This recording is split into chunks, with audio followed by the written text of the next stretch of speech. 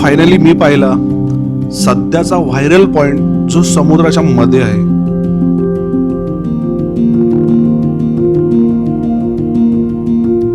तर नमस्कार मित्रांनो, आम्ही राहिलो सुंदर अशा 2 एकर बागायत असलेल्या आणि समोर देवबाग बीचचं दर्शन देणारा द लीलाज या बांबू हाऊसच्या होमस्टेवरती.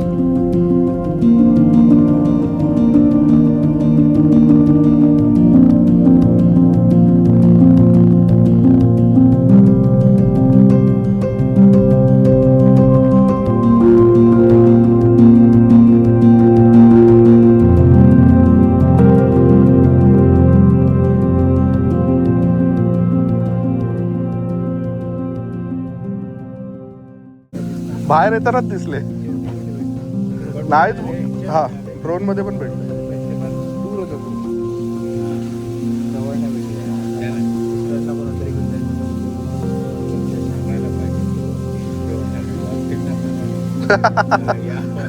थोडा वेळ थांबा ना. हा, भेटले.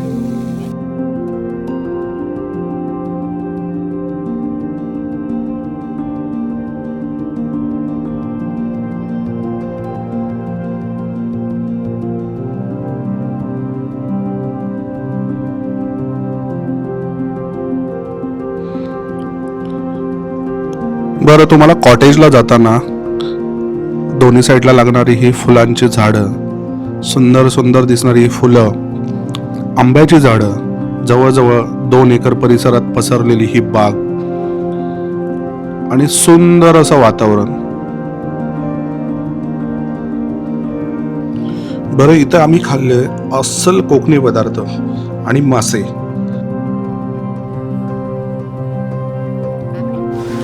नमस्कार मित्रांनो, कालच्या मोटो ब्लॉगमध्ये तुम्ही पाहिलं मी कुठे आलो आहे. कोकणातील निवती भोगवे आणि ज्या स्पॉटला मी थांबलो आहे ना, तो स्पॉट तुम्हाला दाखवतो.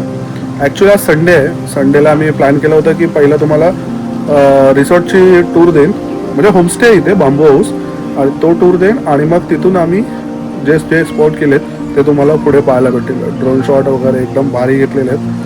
माझ्याबरोबर ते हर्ष आहे. आम्ही दोघं काल आलो, तुम्हाला माहिती आहे, कालच्या ब्लॉगमध्ये तर माहितीच पडलं असेल. आणि ज्या ठिकाणी आम्ही स्टे घेतला आहे त्याचा हा स्टे आहे. आणि थोडं कचरा आहे तो इग्नोर करा, पण व्ह्यू बघायचा तुम्हाला. हा आमचा हट आहे, बांबू हट.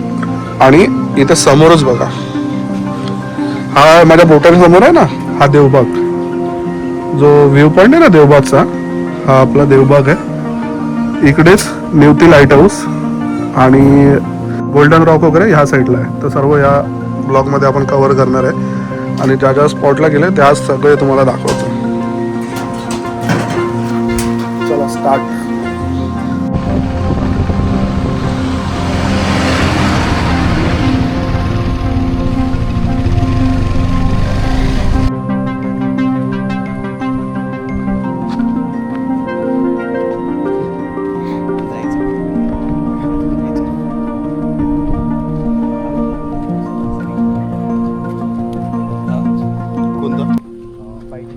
हा, तो पण मस्त होता.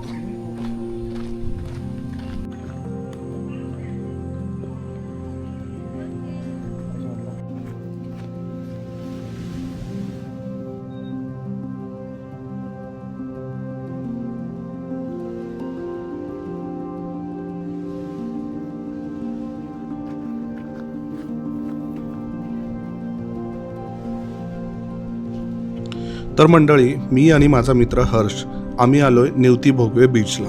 बरं, कणकवलीपासून तासाभराच्या अंतरावर असलेला आणि देवबाग तारकर्ली या गर्दी असलेल्या ठिकाणांपासून थोडासा दूर आणि शांत असलेल्या किल्ले निवती भोगवे बीचला.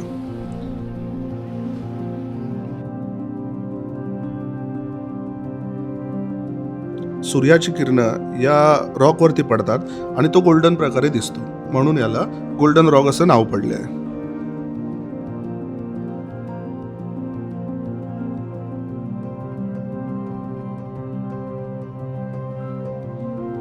थोडीशी गर्दी कमी असल्याने येथे बीचेसचा मनमुराद आनंद घेता येतो. गोल्डन रॉकवर येऊन सूर्यास्त पाहणे म्हणजे आमच्यासाठी एक वेगळाच अनुभव होता. निवतीचा बीच एवढा सुंदर आणि शांत होता, तिथे तासनतास बसून राहावं असं वाटत होतं.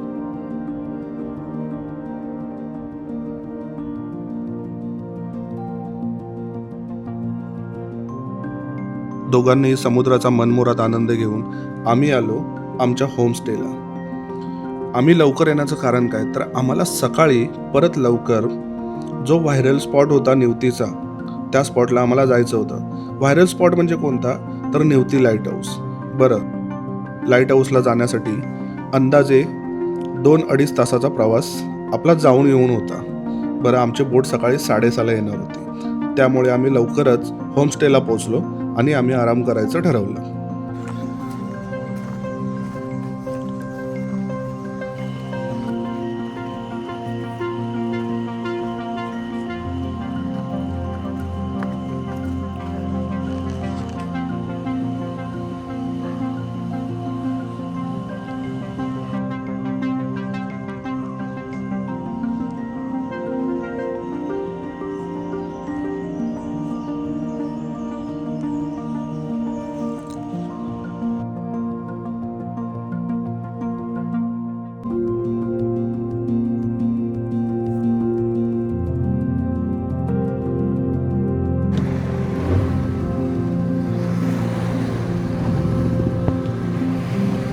तर मित्रांनो, सकाळी आम्ही निघालो निवती लाईट हाऊस पाहण्यासाठी.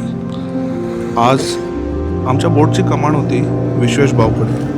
बोटमध्ये बसल्यावर भाऊ आम्हाला निवती, भोगवे, गोल्डन रॉक आणि लाईट हाऊसबद्दल माहिती सांगू लागले.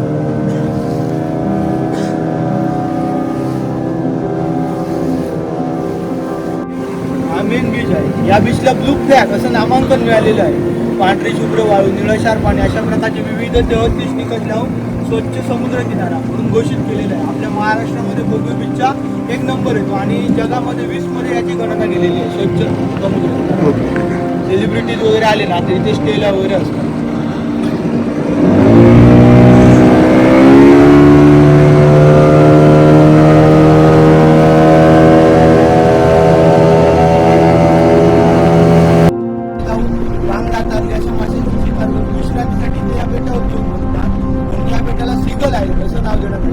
ओके. मार्च 18 पर्यंत आपल्याकडे उष्णता वाढत गेली. परदेशात निघून गेली. हे जे वाळूचं आयलंड आहे ना, हाय टाईड म्हणजे कोकणीपर्यंत संकष्टी या मोठ्या भरत्यात उदाहरण शब्द ऐकलाय ना, या भरतीने पूर्ण पाण्याखाली गेलेले असतो. हे टाईडला मोकळं होतं. ओके.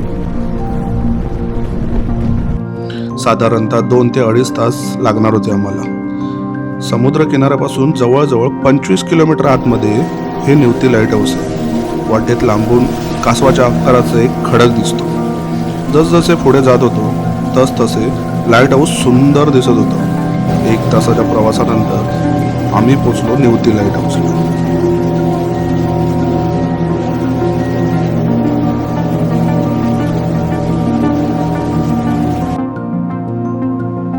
इथे एक नाही तर 2 लाईट हाऊस आहेत. एक जुने लाईट हाऊस, त्याच्या बाजूला नवीन लाईट हाऊस. नवं लाईट हाऊस सध्या चालू स्थितीत आहे, तर त्याचा ताबा सध्या भारतीय नौदलाकडे आहे. कारण इथून पुढे 20 किलोमीटरवरती भारताची समुद्र हद्द संपते. त्यामुळे नौदलाचे काही अधिकारी या लाईट हाऊसवरती कायमस्वरूपी असतात. याचं बांधकाम पोर्तुगीज स्टाईलचं आहे असं आमच्या नाविकाने सांगितलं. बरं, या गुहेची एक गोष्ट आहे, हे स्थानिक लोक सांगतात. ही गुहा 61 मीटर लांब तर 18 मीटर हाईटला आहे.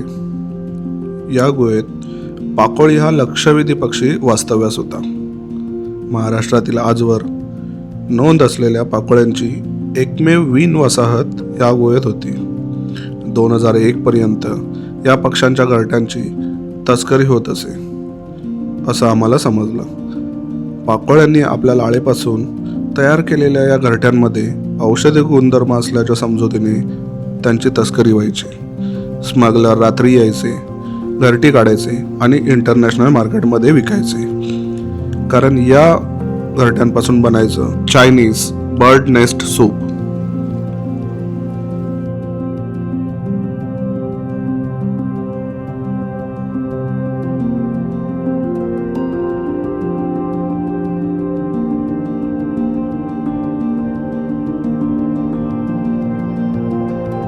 ह्या पॉइंट नंतर आम्ही जाणार होतो म्हातारीची चूळ पाहण्यासाठी.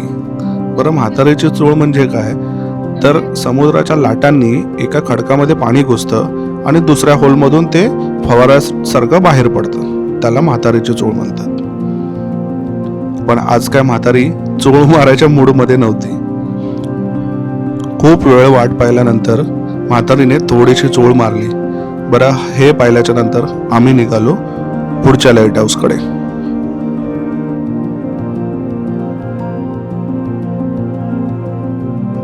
जुनं लाईट हाऊस आहे ते ब्रिटिशकालीन आहे आणि सध्या ते भग्नावस्थेत आहे. तरी ते एकदम खूप भारी दिसत होतं. त्याचं बांधकाम युरोपियन पद्धतीचं आहे असं मला वाटत होतं.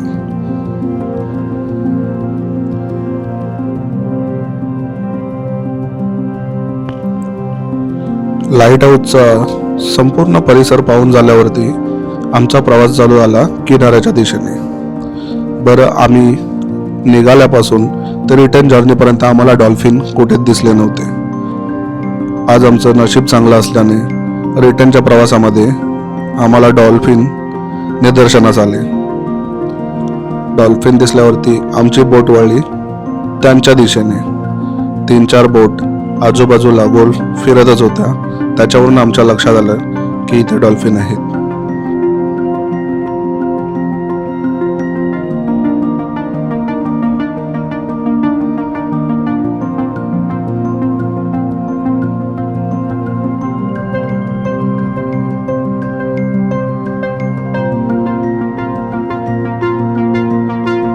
डॉल्फिनचे व्हिडिओ घेतल्याच्या नंतर आम्ही निघालो किनाऱ्याकडे.